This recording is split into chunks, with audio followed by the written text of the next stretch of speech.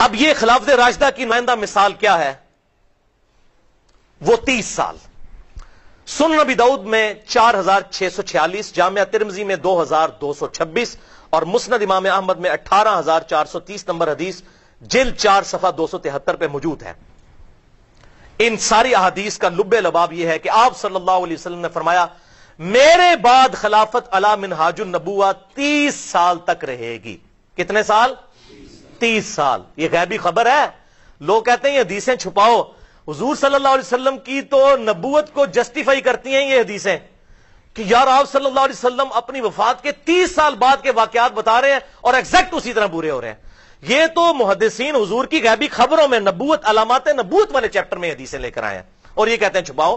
یہ تو بتانے کے لیے تھیں، چھپانے کے لیے ہوتی تو علامات نبوت میں کیوں آتی کہ دیکھو ہمارے نبی وہ ہیں جنہوں نے 30 سال 40 سال 50 سال بعد تک کے واقعات ٹائنیز ڈیٹیل تک بتا دیے۔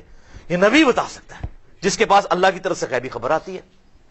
تو فرمایا 30 سال تک خلافت علی منہاج النبوہ رہے گی، حوالہ میں دے چکا۔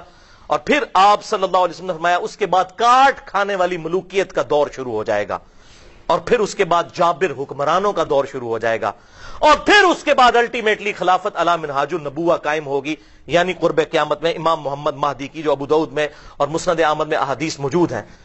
حق تو یہ ہے کہ بنو امیہ کی اپنی حکومت شریر ترین بادشاہت ہے، کاٹ کھانے والی ملوکیت حضور نے فرمایا اور حضرت سفینہ نے مہر لگا دی۔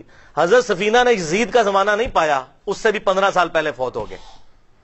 بنو امیہ کی حکومت کو کہا شریر ترین بادشاہت، اور معاملہ بالکل کلیئر کر دیا۔ الحمدللہ رب العالمین والعاقبۃ للمتقین والصلاۃ والسلام علی سید الانبیاء والمرسلین، اما بعد قال اللہ تبارک وتعالی فی کلام المجید والفرقان الحمید وقل جاء الحق وزهق الباطل ان الباطل کان زہوقا، صدق اللہ العظیم۔ معزز سامعین، آپ نے انجینئر مرزا محمد علی کا کلپ سنا جس میں وہ حدیث سفینہ کی وضاحت کرتا ہے، اور اسی حدیث سفینہ کو اس نے اپنے اس ریسرچ پیپر واقعہ کربلا کا حقیقی پس منظر، اس میں بھی اس نے اس کو نقل کیا اور بیان کرتے ہوئے کہتا ہے کہ رسول اللہ نے فرمایا کہ میرے بعد خلافت علی منہاج النبوہ 30 سال تک رہے گی، اس کے بعد کاٹ کھانے والی ملوکیت شروع ہو جائے گی۔ اور اس نے اس روایت کا مصداق اول حضرت سیدنا امیر معاویہ کو ٹھہرانے کی کوشش کی ہے۔ تو آج میں اپنے سامعین کے سامنے مرزا کی اس مکمل بات کا جواب پیش کروں گا۔ تو سب سے پہلے اس نے یہ کہا کہ حدیثیں چھپاؤ نہیں بتاؤ، حدیثیں چھپاؤ نہیں بتاؤ۔ تو میں مرزا سے یہ کہنا چاہتا ہوں کہ اگر علماء کرام نے حدیثوں کو چھپانا ہوتا تو وہ کبھی بھی ان کتب کے تراجم نہ کرتے۔ انہوں نے تراجم کیے ہیں تو آپ جیسے لوگ پڑھ رہے ہیں، ورنہ آپ تو ایک سطر بھی پڑھنے کی لیاقت نہیں رکھتے۔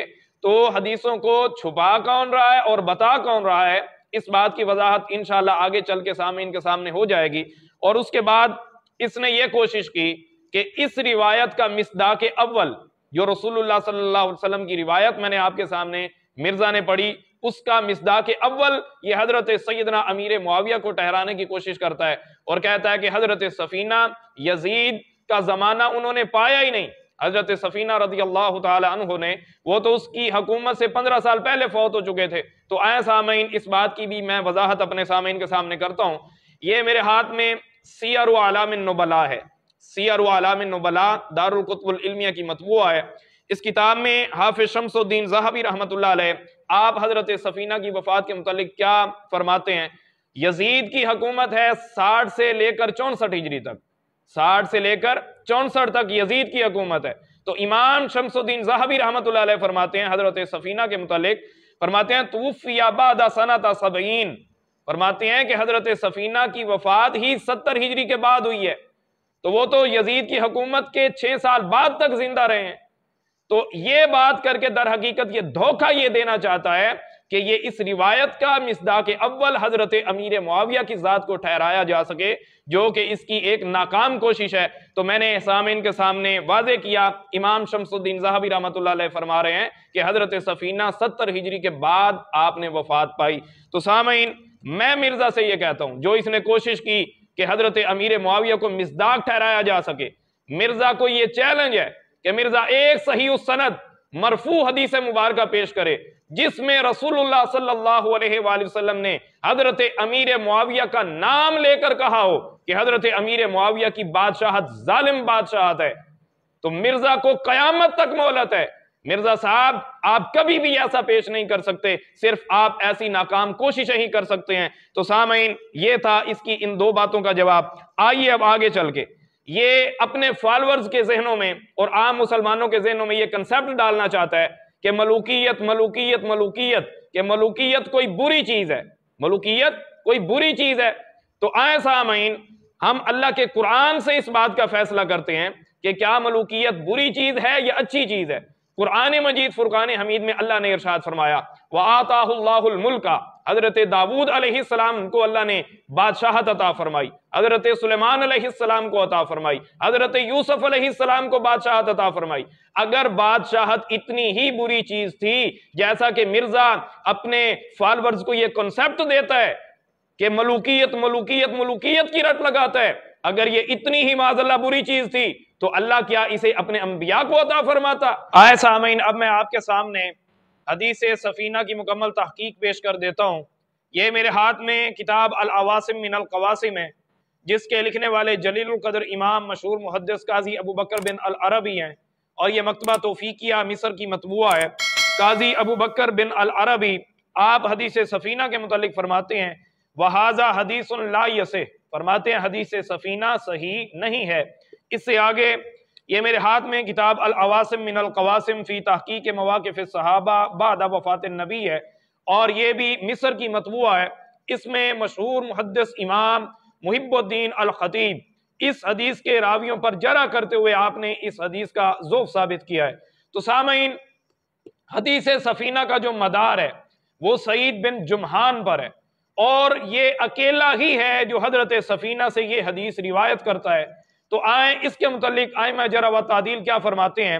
یہ میرے ہاتھ میں المغنی فی الدوفا ہے، المغنی فی الدوفا، اس میں حافظ شمس الدین ذہبی رحمۃ اللہ علیہ فرماتے ہیں سعید بن جمحان الاسلمی عن سفینہ قال ابو حاتم، امام جرح و تعدیل امام ابو حاتم رحمۃ اللہ علیہ فرماتے ہیں لا یحتج بہ، فرماتے ہیں کہ اس کی روایات سے احتجاج نہیں کیا جا سکتا. قال الحافظ صدوق لہو افراد، حافظ ابن حجر عسقلانی فرماتے ہیں کہ صدوق ہے لیکن متفرد روایات بیان کرتا ہے. تو آئے سامعین اب جس کے متعلق حافظ ابن حجر عسقلانی فرما رہے ہیں کہ صدوق ہے لیکن متفرد روایات بیان کرتا ہے، تو اب میں اصول حدیث کے قاعدہ سے یہ بات اپنے سامعین کے سامنے واضح کرتا ہوں کہ جو راوی صدوق ہو لیکن متفرد روایت بیان کرے اس کے متعلق کیا حکم ہے. یہ میرے ہاتھ میں میزان الاعتدال ہے، میزان الاعتدال، اس کتاب میں حافظ شمس الدین ذہبی رحمۃ اللہ علیہ آپ فرماتے ہیں وَإِن تَفَرَّدَ الصُّدُّوقُ وَإِن تَفَرَّدَ الصُّدُّوقُ يُؤَدُّ مُنْكَرًا، فرماتے ہیں جب صدوق راوی متفرد روایت بیان کرے تو اس کی روایت جو ہوگی منکر ہوگی. تو سامعین دیکھیں یہ تو تھی اس حدیث کی مختصر تحقیق جو میں نے آپ کے سامنے پیش کی، اور جو یہ مرزا آپ کے سامنے بیان کر رہا تھا اور اس کا مصداق حضرت امیر معاویہ کو اس نے ٹھہرانے کی کوشش کی، وہ حدیث کیا ہے؟ کمزور ہے، ضعیف ہے. اب میں اپنے سامعین کے سامنے ایک صحیح حدیث رسول اللہ کی پیش کر دیتا ہوں، اور پیش بھی میں مرزا کی پسندیدہ شخصیت جس کو محدث عرب و عجم کہتا ہے ان کی کتاب سلسلہ احادیث صحیحہ سے پیش کرتا ہوں. شیخ البانی انہوں نے حدیث مبارکہ اپنی اس کتاب میں نقل کی ہے ان ابن عباس قال قال رسول اللہ صلی اللہ علیہ وآلہ وسلم اول هذا الامر نبوۃ ورحمہ ثم یکون خلافۃ ورحمہ ثم یکون ملکا ورحمہ. سامعین ذرا رسول اللہ کی حدیث مبارکہ کے الفاظ دیکھیں، رسول اللہ فرما رہے ہیں ثم یکون ملکا ورحمہ، ملکا ورحمہ. اب جو مرزا ثابت کرنے کی کوشش کر رہا تھا، جن کی بادشاہت کو اس نے ظالم بادشاہت ثابت کرنے کی کوشش کی، ان کے متعلق رسول اللہ کیا فرماتے ہیں؟ اب ذرا ترجمہ سماعت کریں. سیدنا عبداللہ ابن عباس سے روایت ہے رسول اللہ نے فرمایا اس معاملے کی ابتدا نبوت و رحمت سے ہوئی ہے، اس کے بعد خلافت و رحمت ہوگی، اور پھر بادشاہت و رحمت ہوگی. مرزا صاحب ظالم بادشاہت ثابت کرنے کی تم نے کوشش کی، اور وہ بھی ایک کمزور اور ضعیف حدیث کے ذریعہ سے، لیکن رسول اللہ فرما رہے ہیں حضرت امیر معاویہ کی بادشاہت کو رسول اللہ رحمت والی بادشاہت کہہ رہے ہیں. فرمایا پھر بادشاہت اور رحمت ہے. تو سامعین مرزا اپنے آپ کو اہل حق کہتا ہے، میں مرزا سے یہ کہنا چاہتا ہوں اگر اہل حق ہو، منصف مزاج ہو، تم نے تو ضعیف حدیث سے استدلال کیا، میں نے آپ کے سامنے صحیح حدیث پیش کی، اور کی بھی ان کی کتاب سے جو آپ کے نزدیک محدث عرب و عجم ہے۔ اب ذرا مہربانی کریں صحیح حدیث مبارکہ کو اپنے ریسرچ پیپر میں نقل کریں، تاکہ سب کو پتہ چل جائے کہ مرزا حدیثیں چھپاتا نہیں بلکہ بتاتا ہے۔ آپ تانا تو ہمیں دے رہے تھے، لیکن اب اگر آپ میں جرت ہے تو اس حدیث کو جو میں نے آپ کے سامنے پیش کی اسے اپنے ریسرچ پیپر میں درج کریں۔ لیکن مجھے پتہ ہے آپ نہیں کریں گے، کیونکہ آپ کے دل میں صحابہ کا بغض ہے، اور وہ بغض آپ کو کبھی بھی